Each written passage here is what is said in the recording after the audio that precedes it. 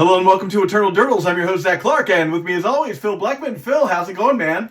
Yo, is this the first time you and I have both been on the cast simultaneously in like 4 years? It seems like it. We'd have a co-host. Brando's here. Yeah, Brando, the co-host. Welcome, Brando, our new third. He's going to be on the cast all the time.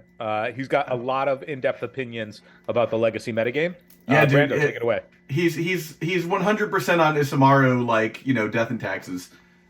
Oh yeah. That's if any person was seeing Brando not putting him on Isamaru, you've been corrected. Yeah, what are you even doing? Come on, bub. Anyhow, I just got back from MagicCON Minneapolis, which is why Brando is so excited to see me. Yeah, was Brando at Minneapolis with you? No. No. Oh man, that would have been so cool if we could have just dressed him up as Isamaru and just had him run around. Dude, you gotta dress up as the Wandering Emperor and then have Brando as Isamaru. The loyal companion. Yeah, that would be great. Game. Brando is not he looks super nice, but he is not great with strangers.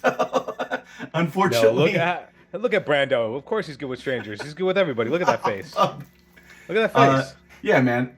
Oh man, going for the full big yawn. Anyhow, yeah. So I just got back from MagicCON Minneapolis, and man, I had such a goddamn blast.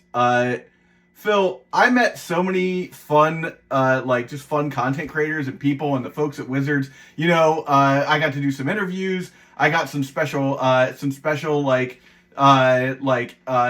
with some of the creators. The PR team that was there set me up with so many cool opportunities, and we've already posted some of them, so you can check those out. I'll link them at the end of the show. I don't want you to leave the cast right now. But at the end of the show, we'll go over all the content we've created since then, and that kind of thing. It was just such a really fun time. I went out with the guys from MoxField, I guess I can spoil this now. Who I am working doing their customer service for. I just lost my normal gig, so I'm kind of still looking for what's going on. But in the interim, they're helping me out there. With a little bit of side work, which is great. You're now working with the MoxField guys, which is great because you've known them forever. Yeah. I mean, I grew up with those guys. Harry was one of the first guys I started playing Magic with, and John I've known since high school. So yeah, it's super exciting to be working with the guys from MoxField. Looks like Brando's timer has popped. There we go. You should share with everybody the trick that you added to MoxField, your recommendation to MoxField. Oh yeah, so because everybody encounters it. I am user number 10 on MoxField, so I've been with the brand since it started. But one of the things that when John and Harry, I'm not a program designer or developer or whatever. I don't know anything about computers aside from how to send an email. But one of the things that John and Harry really appreciate about having somebody like me around is occasionally I'll get a really good idea about the user interface. And they play mostly singleton format, so I just have a completely different perspective. And the feature that I'm kind of responsible for, the thing that my mark on the site is if you're clicking on a card and you want to add more, you can hit add more in the little triangle under the card. It automatically puts a 3 there because I was using the site initially and adding cards. It was add more, add more, add more, add 1, add 2, or I have to type the 3 in. And you're almost always typing 3 at the beginning of a deck building session when you're doing all that. So now when you hit add more, the 3 pops up, and that's for me. It's just auto 3. Yeah. So you can change it obviously, but it starts at 3. For everybody who's used MoxField, think of the sheer number of clicks that you've saved because the 3 is already there. You can thank Eternal Durdles as always. Yeah. So let me give a quick day-to-day rundown of how the con went for me, and I think that's the easiest way to kind of recap everything. So I met up with Harry and John at the Philadelphia airport. We flew into Minneapolis airport, took a cab, got out of there, went right to the con, and of course I sat down with Phil Gallagher of Thraben University, and Brian Koval of Bosch and Roll, also of the Eternal Glory podcast, both those guys, which kind of completes the circle since I had Brian on like about 2 weeks ago. So we've, Everybody was like, "Wow, Phil Bryant was way better on the cast than you," and I was like, "Yeah, what about it? Like, get over yourself." Yeah. But yeah, so I got to sit down with those guys and Harry, and we played a couple of games of Commander. I played my Garth Guildgates deck, Guildgate Go.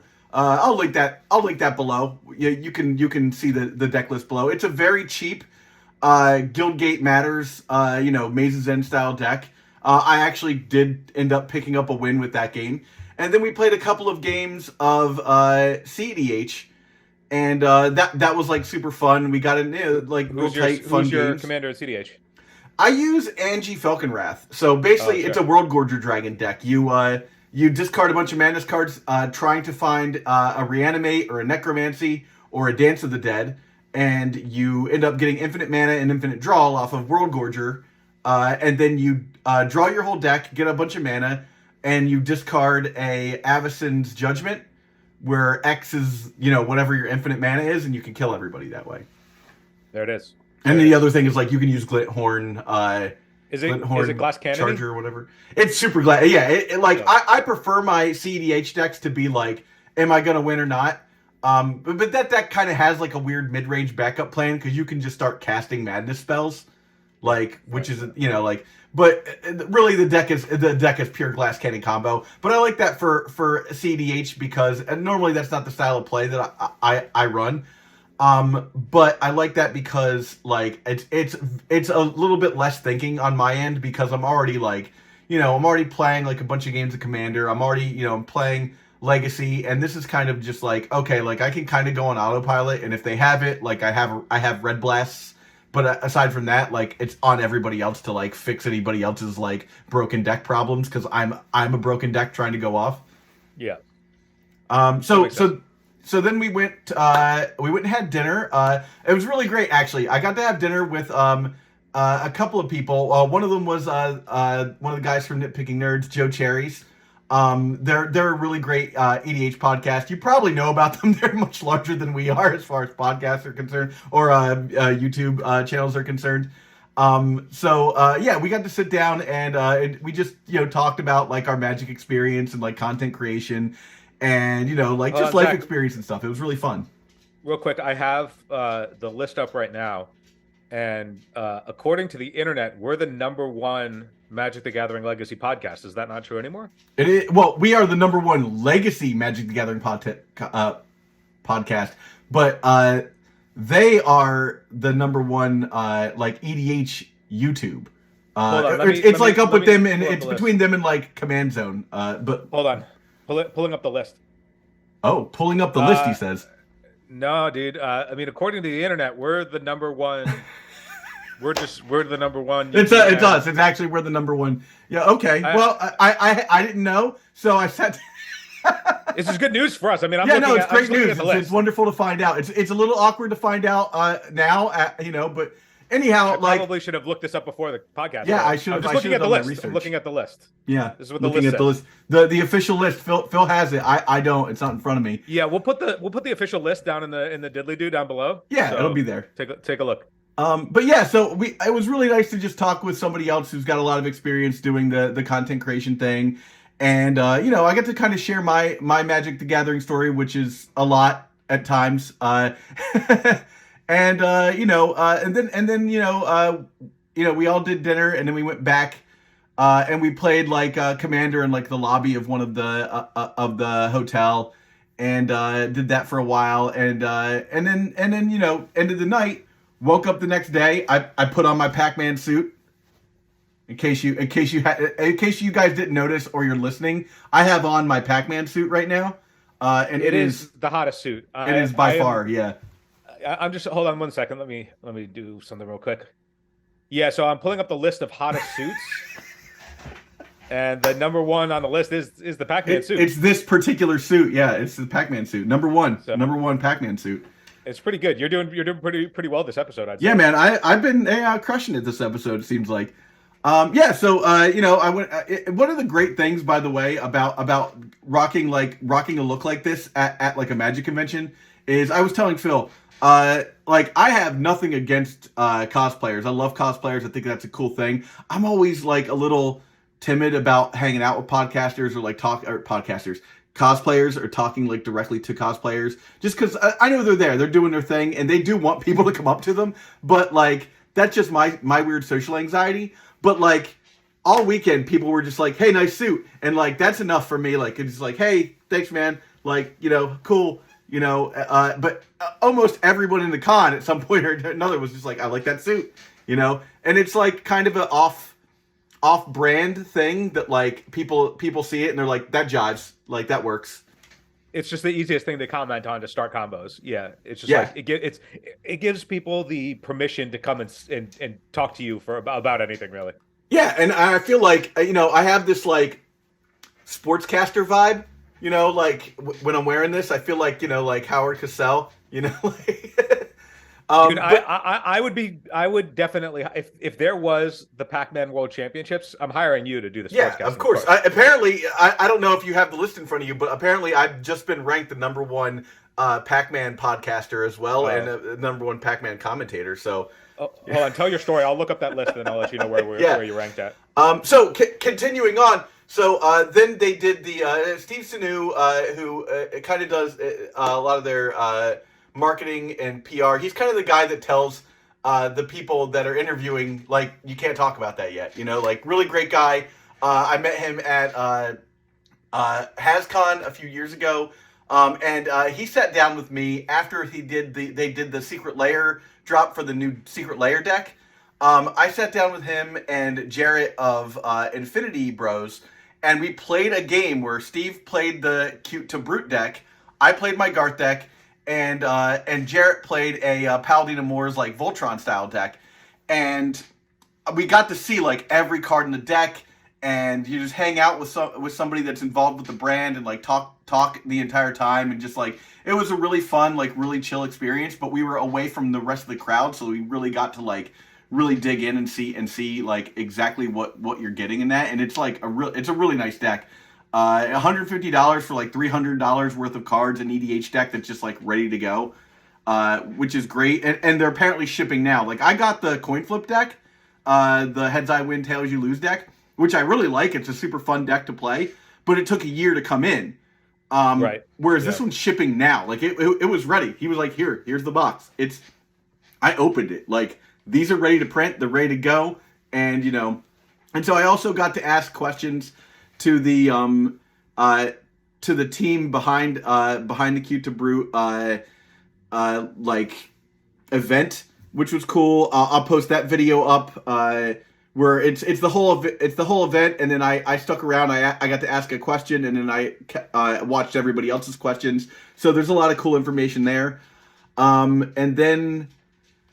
And then I got to have that interview with Gavin Verhey, where you know, I talked to the Legacy subreddit, and we kind of all came up with a bunch of questions we wanted to ask. And I initially only thought we were going to get like 6 questions in, but he was just like, keep asking until you think you're done, which was amazing. Like, you know, like he basically just gave me unfettered access to him for like a half an hour. And so Gavin coming on the podcast when? Yeah, right. Like. Right? That was a super, to me, like, you know, because we have been snubbed before, you know, that one time that Aaron Forsythe was supposed to come on the cast, you know, like. So Aaron was supposed to come on, but that was that was a long time ago, right? That was like several years ago. It was like 5 years ago, yeah, at least. So things might be different now because you can show them this list where you are ranked the #1. Yeah, we have the list, yeah. Sportscaster. So like you've made some significant jumps over the last couple of years on that list, so. It might oh man, Phil, I forgot to mention, you knew because I was texting you the entire time, but we hit 600 subscribers on YouTube right as I landed in Minneapolis, which was so cool to me. You know, like that. Big thanks to everybody. Like that was amazing to me. We've been trying really hard over the last year to get our subscriber base up on YouTube, but hitting 600 right as I hit the con, I felt like it was like a big in Japan moment, man. I was just like, this is cool. we're touching down and like we're going back in. I think we're up to like 625 now. So we're gonna keep the content rolling. You guys have seen the shorts and stuff, and doing the video stuff. All of it, like we're rolling out the Twitters and stuff, like we're just getting it's just ramping up, It also puts us slightly ahead of schedule because our goal is 1,000 by the end of the year, so we're like over halfway by the halfway point of the year, so we're slightly ahead, so we have a little bit of buffer room. That's good. Yeah, I think that we are close to. I think that we could probably hit it by October if my legs don't fall off. But I'm looking at the list of likeliest podcasts to hit 1,000 subscribers by the end of the year, and we're actually number one on that list too. We're in the top 5. So okay, it's early in the year, so I think we could definitely hop up a couple of spots on that list. Yeah. I mean, a big shout out to vidIQ if you're a podcast person. vidIQ is a channel that I've been watching a lot and like kind of mimicking what they do and figuring out how that stuff works.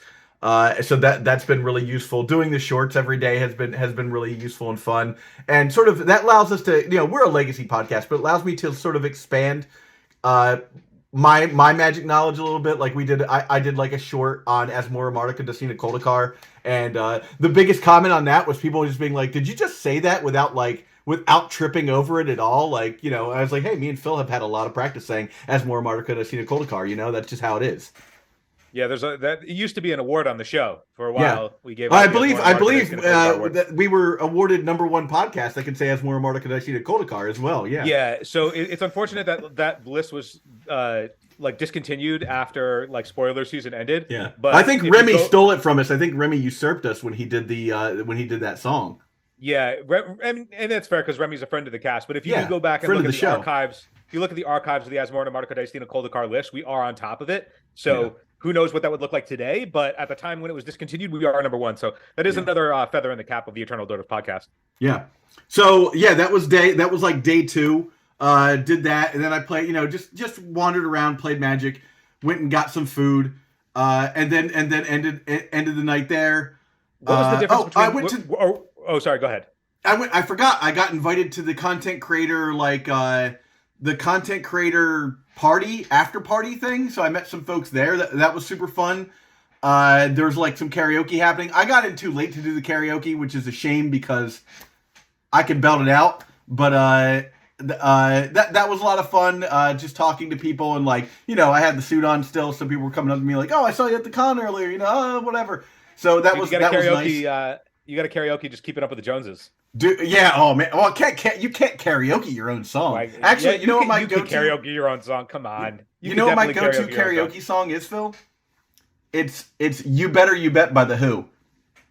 Oh yeah, you crush that, dude. It's so much fun because it's like a call and response thing. It's like, "Oh, when I say I love you, you say you better," and then everyone's like, "You better, you better, you bet." There's your next parody. You gotta. I don't know. Like, I'd have to think about what the what the Magic reference would be there.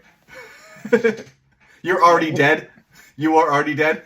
When I say you're dead, you better say you're already dead. This is the process, everybody. This is how you're seeing. This is actually, this is literally how it works. Me and Phil get on Zoom and we just start talking about music that we want to cover for the show. Go on. I was going to ask you, what is the difference between, or was there any difference between this con and the previous con that you went to? Giant difference. To the last 2. Giant difference. One, because so I'm a homebody, man. Like I like to stay at home. You guys can see, like I'm pretty comfortable here, right? So at PhillyCon, anytime there's a con close to me, I go back home. I don't hang out at night. I get my rest. I wake up and I go and play, and I'm just not as out there because I'm like, you know what? I just want to, I'm comfy where I am, right? When I travel to a con, I'm kind of out of my element, so I kind of push myself to be a little bit more, and I'm already a lot, right? I try to push looking at the list of the people who are most a lot. Hold on 1 second. Yeah, you're number 3 on the list. 3 on the list. 3 on the list. You're number 3. So it's me. Rosewater is probably 2, and then Yahoo Serious, like Carrot Top, So Rosewater is actually 1 and 2. Oh, that makes sense. He's a lot. He's a lot. That makes. 100% makes sense. So yeah, so did that, and then we go to the third day, and I was just down like I went, I just put the Eternal Durdle shirt on and just the jacket. I was like, too much. Can't do this 2 days in a row, the exact same suit. Everyone was mad actually because they were like, "Why didn't you just go with the whole suit?" I was like, I wanted to change my pants, man. Well, yeah, you can't wear the same clothes 3 days in a row. Come on, people. Right? Yeah, hygiene. Come on. I would just buy 3. Like maybe that's like our new Patreon level is like buy Zach another two Pac-Man suits. But like I said, I just lost my job, so like I don't want to go just like buying Pac-Man suits and like that's the worst reason for your wife to leave you after you get after you lose a job is like he spent all his money on Pac-Man suits. He's got a problem, I'm pretty sure if I was fired, the first thing I would do is spew everything I have on Pac-Man suits. Yeah, I mean it's not like it's a gamble for sure. But so clearly yeah, it pays off though. It pays off. It like I felt like it paid off for me. Then I got to meet the head of the content creator team at WotC, Diana. She was awesome. Aaron Dix of Pre-Modern saw me on Sunday, which was really rad. Let's see. This is shuffle off here. Hung out with Joe and Beezy from Nitpicking Nerds. Their significant others were there. Mia and Christian, which was rad. They were a lot of fun to hang out with. Saw Kibler. That was neat. Man, there were just so many people. Like I'm trying to think off the top of my head. Voxy, she's like another content creator who's pretty cool. It was just nice to like kind of rub elbows and not feel like that's always been my concern when I go to one of these events, because this event isn't for legacy players, right? Like when you and I are at Eternal Weekend, like everyone there is like, "Yo, what's up? Hey, how's it going?" Like they know us, and we're not celebrities per se. We're just like good guys in the room to know. We're talking to people and having fun. But yeah, like, unfortunately, we're not on the celebrity list. No, we're definitely not. So unless we're not on. When I go to an event that's not like legacy or Eternal based, or even like competitive. This was not a competitive event. I mean, there's a pro tour there, but that's not, that wasn't why a lot of people were there. So when I go to an event like that, it kind of forces me to meet a lot of new people. I sat down for just pick up Commander games and just start talking to people who aren't legacy players, and was like, hey, we just put up a bunch of new like welcome to legacy, get into legacy content, like you should check it out, and then we just jammed EDH games, and I was like it's just kind of cool to see like a community that we don't normally get, and it's like the Venn diagram of people that listen to our content and people that go to Minneapolis is like so tiny, right? And I mean, the Venn diagram of Magic players and people that listen to our content is actually quite tiny. If you consider 600 subscribers to these other guys who have over 100K subscribers and stuff like that, it was just nice to be taken seriously by other people that are content creators, in the same room, and like not be like, oh, you only have X. Like I feel like that's one of the cool things about Magic is like even if you're like a super small channel, Wizards is giving you, Wizards gave me an interview that like, I don't think like a bigger brand, they're a pretty big brand. I don't think ESPN would have been like, oh, why don't you go interview the 76ers this week since you have like 600 people on your podcast, it was really cool to just get that recognition and to be made to feel like I'm a professional as well. And to me, like that just meant so much. And like I said, getting to hang out with the other podcasters that were also like, one, looking for that kind of interaction, but also like, I didn't feel like I was like some weird fanboy the entire time, which was kind of great. Yeah, I think it is pretty cool that Gavin gave some time to sit down with the cast, but he has done that with a couple of different podcasts. Like, I mean, obviously he did it with Leaving a Legacy. He would go on Leaving a Legacy podcast, and then he started going on the Dark Deaths podcast this past year as like the successor to Leaving a Legacy, as like where he goes for his yearly like check in with Legacy and the format. It's interesting because like I wish we could like get him for longer, because there's so many more questions that we could ask him regarding the format, particularly like he said that he plays Legacy fairly often, right? He said he's a Storm player at heart. Storm Doomsday. Yeah, he's just a combo guy, down to his soul. But I think it would be cool to like even for like, I would love to talk to the guys at like everybody who works at WotC who does play Legacy or talks to Legacy when they're coming out with new cards about, hey, what could theoretically make an impact? What could we, sort of give the Legacy format that it needs right now to sharpen things up or whatever? I think it would be great to have whoever works over at WotC and plays Legacy routinely, because as far as I know, it's like Gavin, and that's it. That's all I know now. Yeah, because I didn't know anybody before then. There was this great show in the '80s called "Don't Just Sit There." It was a Nickelodeon show, and every like 2 months they would have the guy from Whammo show up on the show, and like it was an interview show. It was kind of my like first concept as like a podcaster, is like how to talk to another person in a room where you're trying to get like decent information out of them and do like do an interview style thing. So like it was kind of like late night TV for kids, but it was like on Saturday afternoon. But they would have this guy show up from Whammo, and like he'd be like, yeah, we got the new Duncan Yo-Yo, but like it was really cool to be able to check in with that guy like every couple of months, and he was just like, yeah, I got all this new stuff, like check it out, like. And to me, like that would be the ideal situation, is have like that, like, oh yeah, like next episode we've got that scheduled interview up with one of the guys from WotC, like that would be so cool to have like that sort of like that touch to like just be like, hey, here's how the community's feeling about this. What do you guys think? Because one of the things that I think that was really important about getting that interview in is like you got to challenge the interviewee a little bit, but like just asking them stuff like, when are you gonna do this? It's like a feather touch. You kind of have to like be a little playful with that stuff, but I think that they do appreciate hearing some actual real feedback as well. Yeah, and now that we have that sort of do we know when the next con is? Have they announced it? So I have to shout out Jeff and Larry from 50cc. Those guys were they're the PR company that WotC hired for the content creators, and they did an amazing job.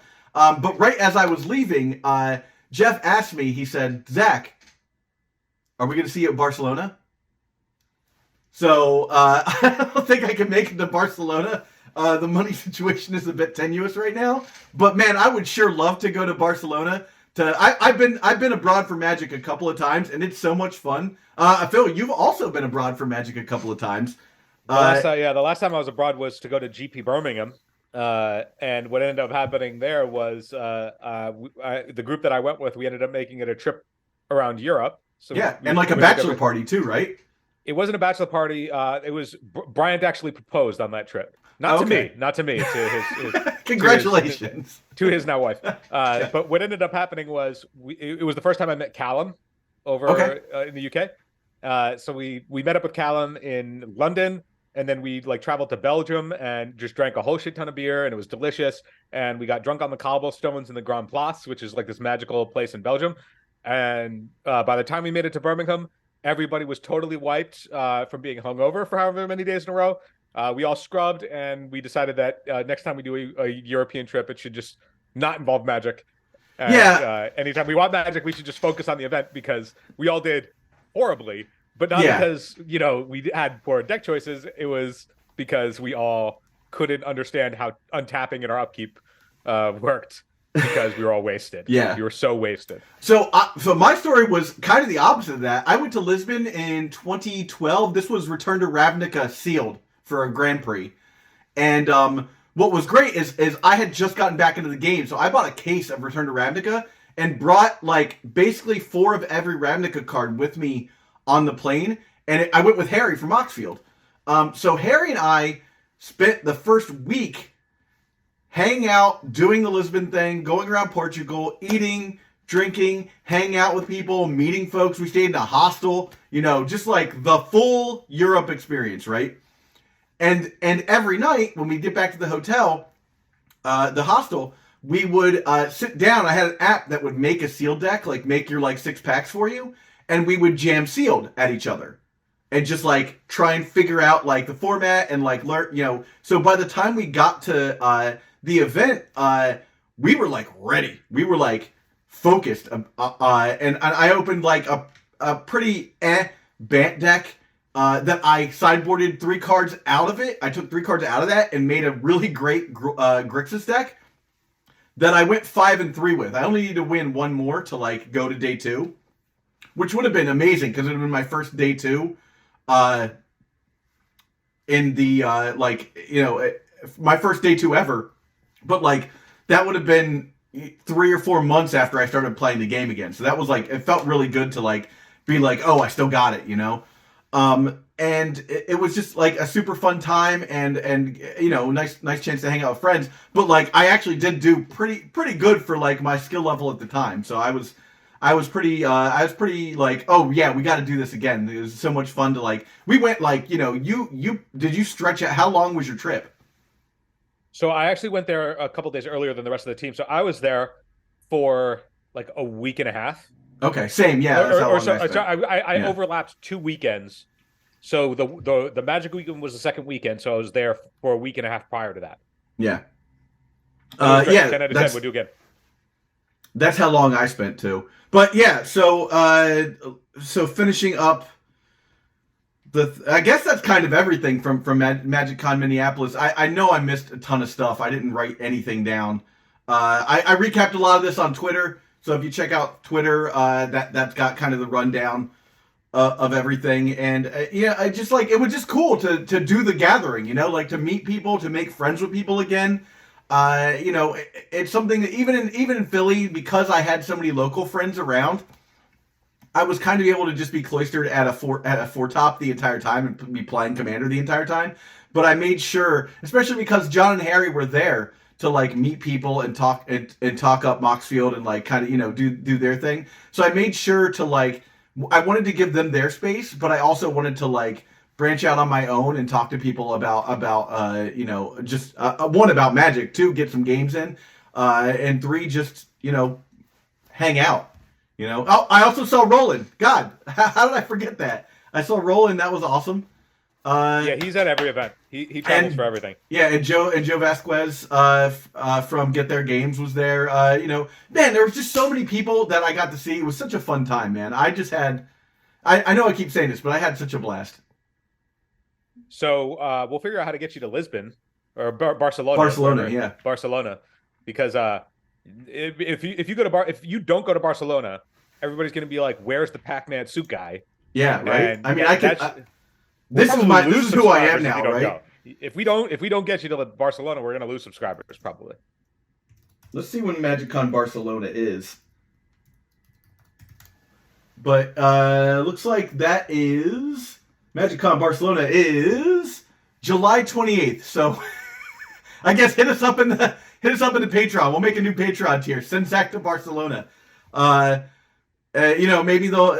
I feel like if we got to Barcelona, they would give us a lot of exclusive stuff. And it was just nice to be in the same room as a lot of people and get to hang out. That to me, like that's the most fun part of this game is the friendships you make in the game. Like I think I've said that a million times. So like that, one of the greatest things about this podcast is like you and I get to hang out every week. You know, before that it was like Nate moved and we got to hang out with Nate. Now I mean we still talk to Nate pretty much every day.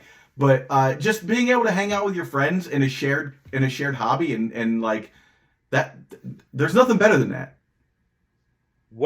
So when I can start going to these with you, what is the equivalent suit, if you're Pac-Man suit guy, that I should be wearing? We got to get you a Space Invader suit. Just go full Namco. Space Invader. Oh yeah, okay, there you go. Yeah, yeah. Do the we're like the like because that's a great play. Like everyone sees and knows. Like it's not the exact same outfit, but like everyone's like I pick up what you're putting down. Everybody knows what we're talking about. Yeah, I'm gonna just be like Toe Jam and Earl or something. Yeah. Oh, Toe Jam, just Toe Jam and Earl cosplay. Yeah. Yeah, my wife was a Sega kid, so she grew up on like Toe Jam and Earl and stuff. Yeah, anybody who wants a nice throwback, go listen to the soundtrack of Toe Jam and Earl. Shit slaps. Oh yeah, it's like the bass line goes for a walk the whole time. Oh yeah, the whole time. They do that. I mean, it's no Panic on Funkatron, but that's Toe Jam and Earl too, right? Man, what classics? We need the, if we don't get the Toe Jam and Earl Universes Beyond, what are we Oh even man, doing? yo! So let's talk about that. Universes Beyond can dip into public domain, and I think that's the biggest news of the week.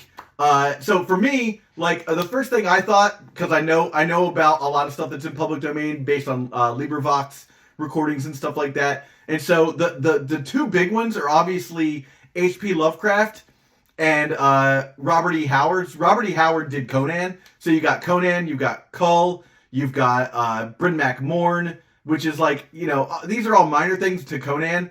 And then what was the other one So the reason that they were able to do, we Solomon knew, what you call it, Mark Rosewater said that IP is not off the table, or public domain IPs are not off the table, but they've already done that with Dracula.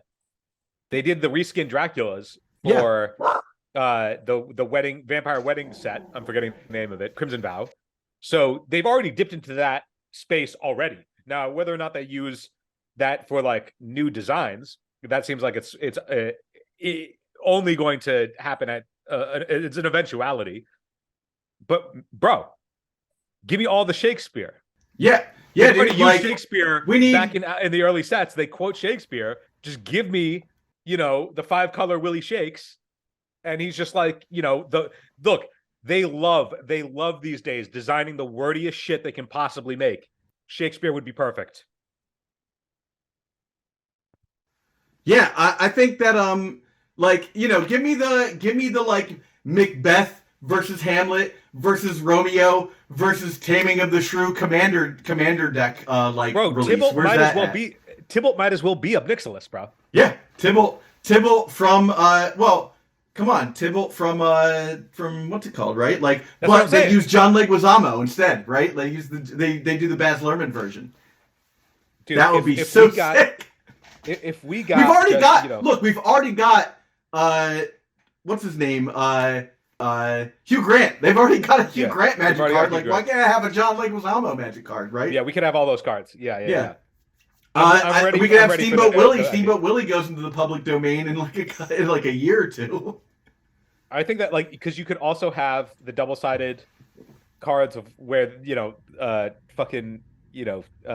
all the characters that double as other characters, since every a third of Shakespeare's stuff is literally the same thing. Yeah. Where one character dresses up as the opposite sex in order to disguise themselves from the person that they love, so they can figure out what they want, so they can then trick them later on. It hasn't really aged well, but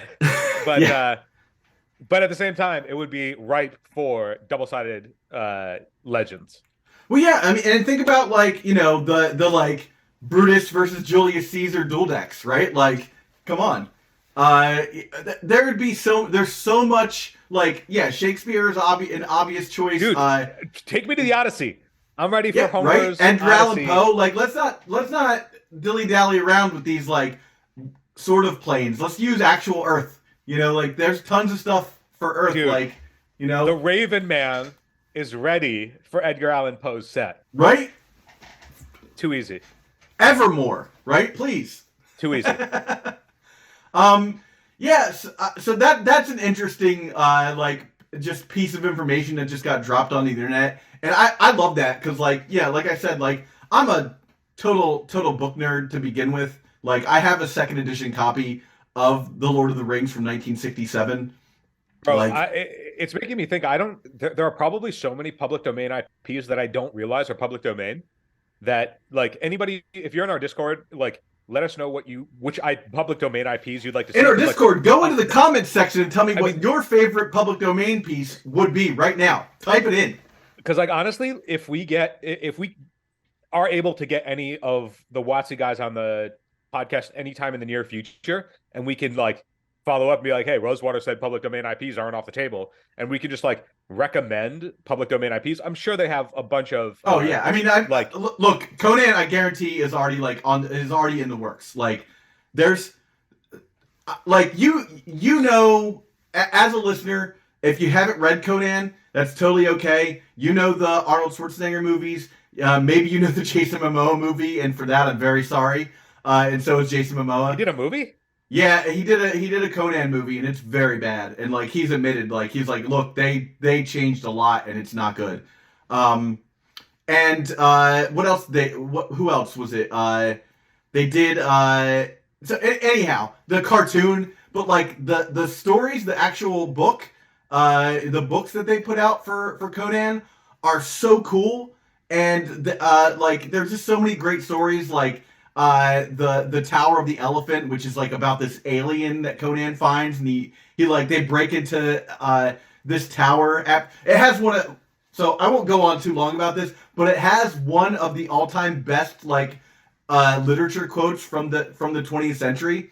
Conan's in a bar talking to this guy who's like a noble, and he basically, like, the noble is just like, who the hell are you? You know, whatever. You're an idiot.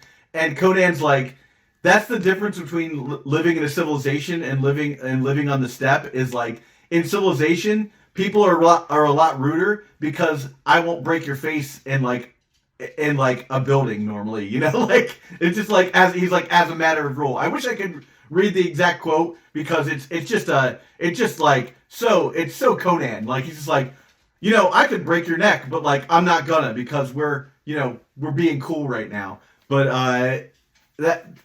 anyhow, I really think that text. It'd be great flavor text. I really think that Conan is like just the most right, like it fits right in with the Magic thing. Anyhow, you know, you get that like nice dark fantasy. We haven't had a dark fantasy set in Magic like ever. Have we had a dark fantasy set ever? Like the Grimdark? Oh yeah, no. I was gonna say, I was like, Eldraine might be considered. No, that. That's more like fairy tale fantasy. It's different than like you know, like if you look at D&D, like that fits into like Forgotten Realms, like what we've seen for the D&D sets. Like Eldraine and Forgotten Realms are kind of the same ish vibe, whereas like Dark Sun, which is like a desert planet that like you know, you're basically like just trying to survive, and like it's resource low, and like every kingdom is corrupt, and like, you know, it's just not a good place to be the common man. That is the kind of thing like that I would love to see out of like the Age of Hyboria, like Conan stuff. Like that'd be cool. Yeah, I the last thing that I want to touch on in terms of stuff that's outside of the Magic IP is we're going to do another episode on this, but I do want to touch that we do have what the Ring Tempts You does. Yes. As part of the new Lord of the Rings thing. So we're not going to dive into it now. We're going to do it on a different episode, but I do want to point out two things about it. The Ring Tempts You is another emblem mechanic. So once the Ring Tempts You, you just get an emblem that has the effects, that does the thing for the rest of the game. So I posed the question for us to ponder until next episode. Can WotC design within the confines of the game anymore, or can they only do non-interactive emblem mechanics? Yeah. The second thing is this makes it so that any creature can become legendary, which means that Caracas looping with non-legends can potentially be a thing that we'll have to dive into. All right, yeah.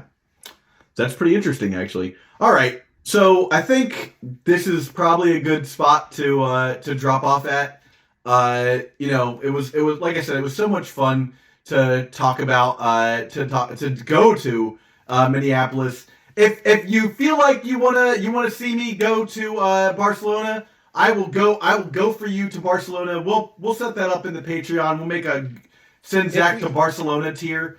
If that happens too, we can also try and, like, if you have all of the contact information now with the team that you're talking about that handles creators, to potentially get to get interviews ahead of time, so that we know, like, if we could go, if like you are able to go to Barcelona, who we would be able to interview while you're there.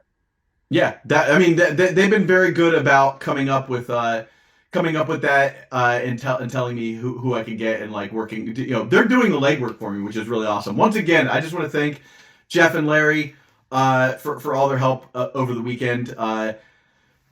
Everybody that I saw, you know, that we touched base with, anybody that's new that met me in Minneapolis, thanks so much. And looks like Phil's dropped off again, so that's it for this week. My camera kept cutting in and out. I apologize. But that's it. That's it for this week.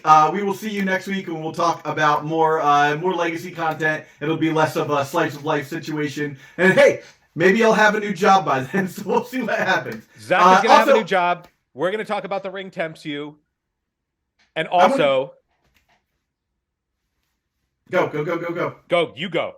I wanted to thank everybody in the Discord that like when I let everybody know that I lost my job, that like reached out and was there with support and was there with like like possible job applications and everything. That means so much to me, and I mean I can't thank you all enough. It's really cool. We have an amazing community. Sticks together, man. Community sticks together.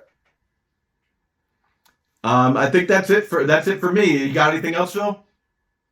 No. And happy as more I stand a cold card to you. Oh yeah, I turn. By the way, you'll be watching this on Monday. Tomorrow, I turn 43. So happy birthday to me. Congratulations on wearing that pristine 43 looking Pac-Man suit. Yeah. All right. Have a good one, everybody. Good night.